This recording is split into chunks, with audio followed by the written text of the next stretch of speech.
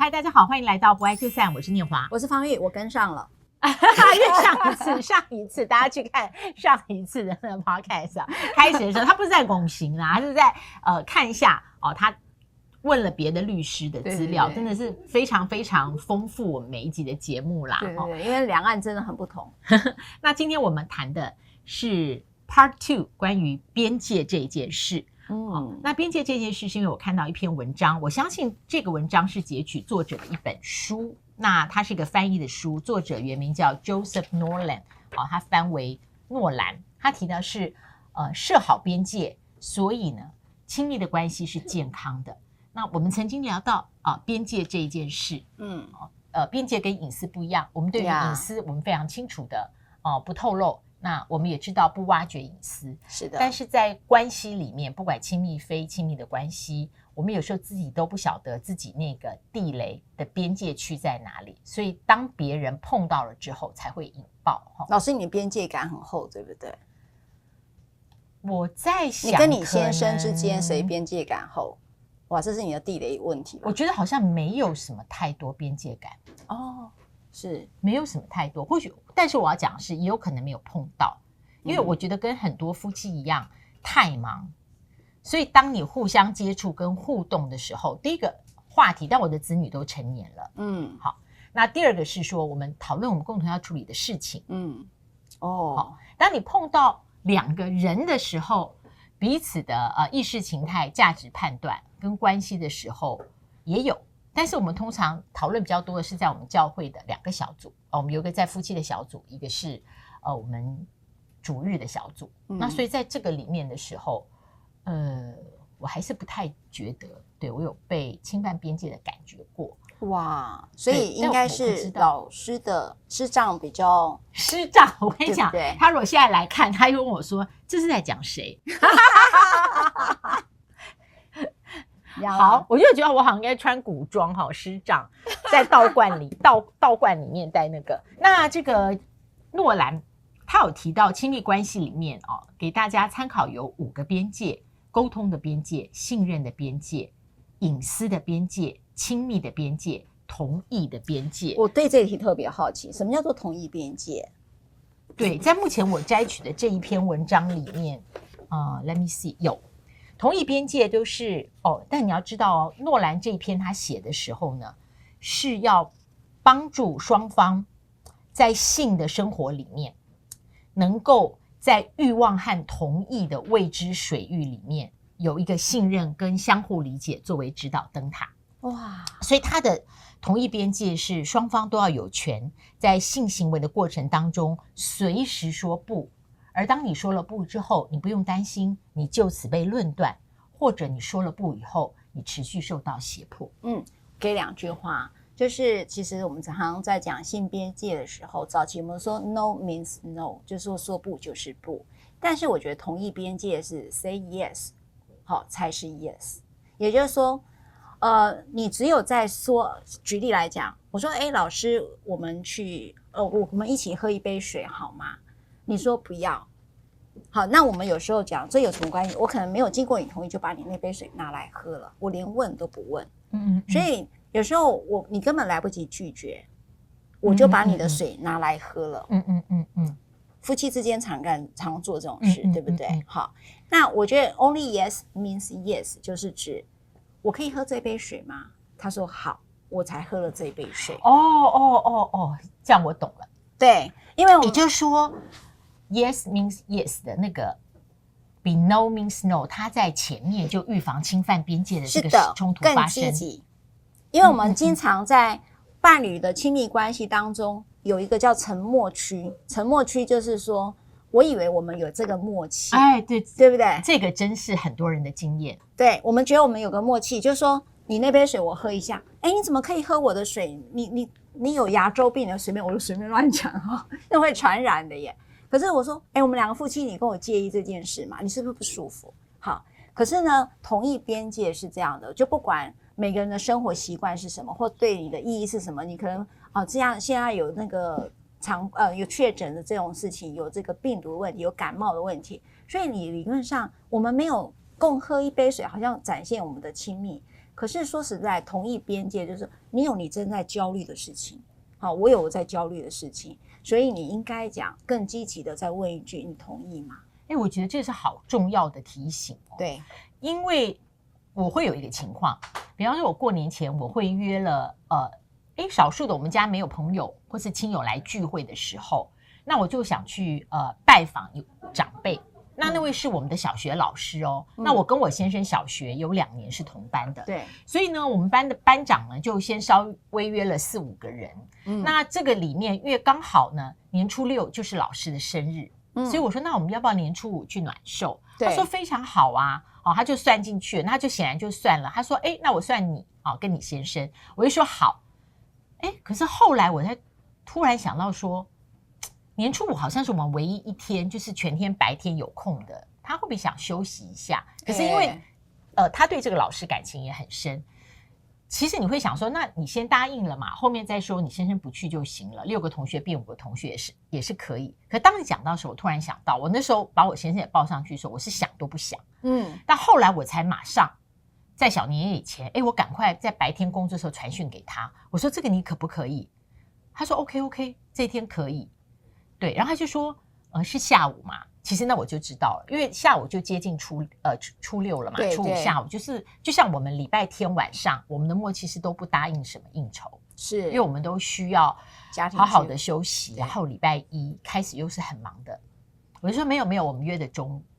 你看哦，所以我完全没有想到说，就一个简讯的时间嘛，我完全没有想说，我要问一下他。所以等于说我们在亲密关系当中会有我们自己先剥夺对方权利的习惯嘛？我会耶，我这样反省，我会。然后第二个就是很会利用他还没有反应过来的沉默，我们就自己帮他做决定。今天要吃什么？我们就你还没想清，我就点了，就举例类似。我们其实经常会有做这种很不经意的动作，可是呢，如果说刚好是他的边界的议题啦，可能是他特别在意的事情。那这件事情，我举一个例子譬如说，我有一些事情跟念华老师讲，那我刚正要想，想讲，就是对，好，你继续，我想的一定跟你一模一样，你讲。然后呢，老师就可能就转述给他第3人，但是可能没有经过我同意。可是这件事情我只想跟你讲，可是他想说这没有什么啊。譬如我举例说，我刚好有遇到了一个事情，然后他就跟别人讲，没有经过我同意，他就转述给别人。那我可能对这件事是很介意的。好，我举了一个可能跟你想不一样的例子。没有，我觉得也是，就是 OK， 在一个家庭里面，我知道某一个人的糗事，对，就类似这个。他比方说我2个儿子，是，然后我们就在一个家庭聚会，他们2个也在的时候，但因为我是过来人，我已经过了那个年纪了，所以我觉得这个糗事是哈哈哈。我也常这样做。对，但是为他来讲，他还在经验这个糗事的年纪，所以他对于这个糗事的不舒服感会很大，因为他还没有传过嘛，怎么可能水无痕？对，所以你在这个里面呢，当家庭聚会的时候，比他年纪大的人都哈哈哈的时候，那他可能心里面会非常讶异，是这个怎么可以变谈资？对，所以这个是边界。对，这是边界。那这也是我常常会犯的，因为我是一个有时候会觉得说这个没什么那因为我本来就是对于那种糗事都觉得很好笑，可是对，我相信你对你自己也是这样，我对我自己也是这样。对，那可是确实我就没有注意到有些人的个性是，我没有想要让别人知道我这么多事。那第二个，我没有想要在这个场合有可能我很在意的人在。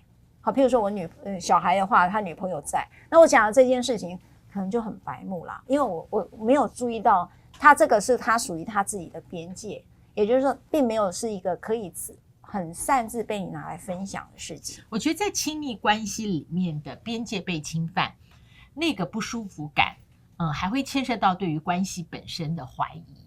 对，因为就是说，你为什么连我会在意这个事你都不知道？我觉得是这个感觉。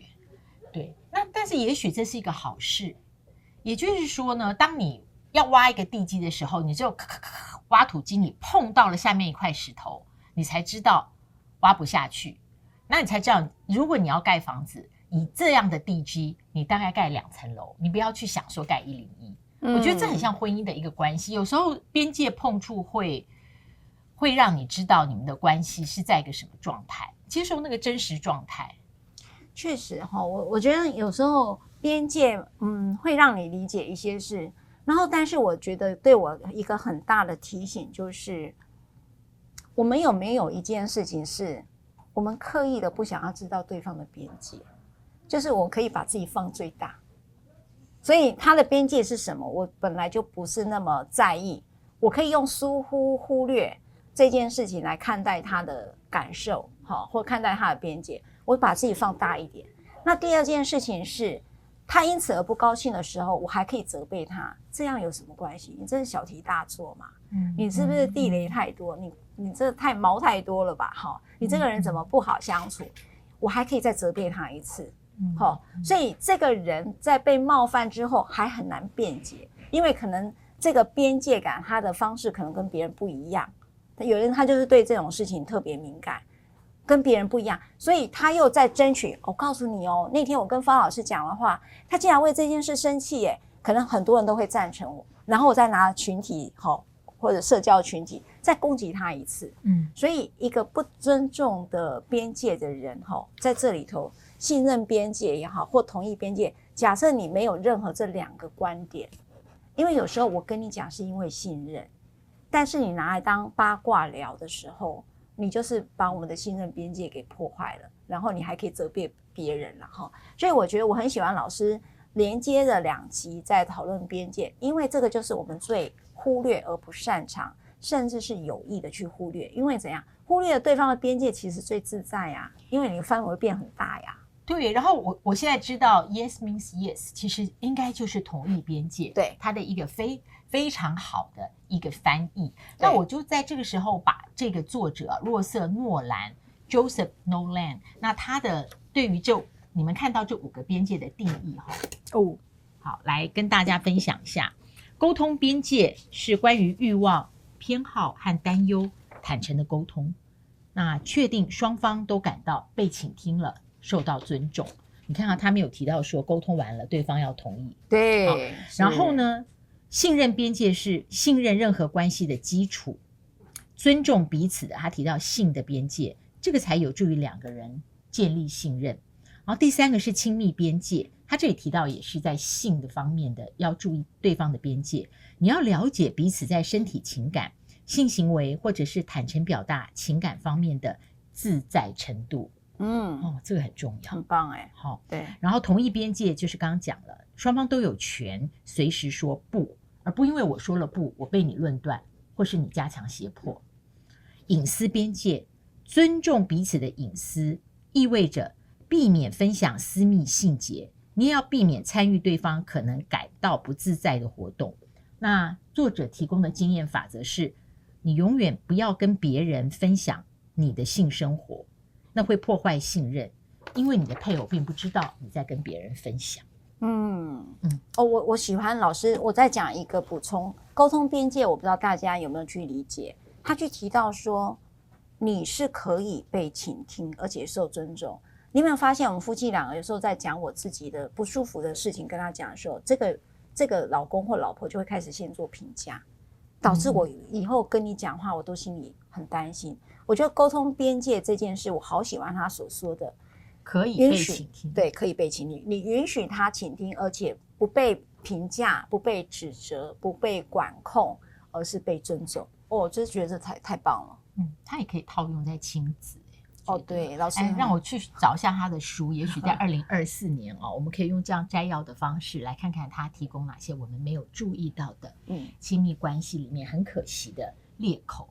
好，那请大家 YT 的朋友按赞、订阅分享、开启小铃铛，也很谢谢很多的听友你们这样子超过4000次的每集下载率，让我觉得不可思议，又很受到鼓舞。对，所以呢欢迎这些习惯听 Podcast 的听友呢下载给5星好评那我想这是给我们很大的鼓励。我最喜欢的鼓励就是大家在下面的留言因为同样一个议题，你们一定有不同的角度跟观点，我觉得共同都在看不爱就散的朋友们也可以在这里头互相学习。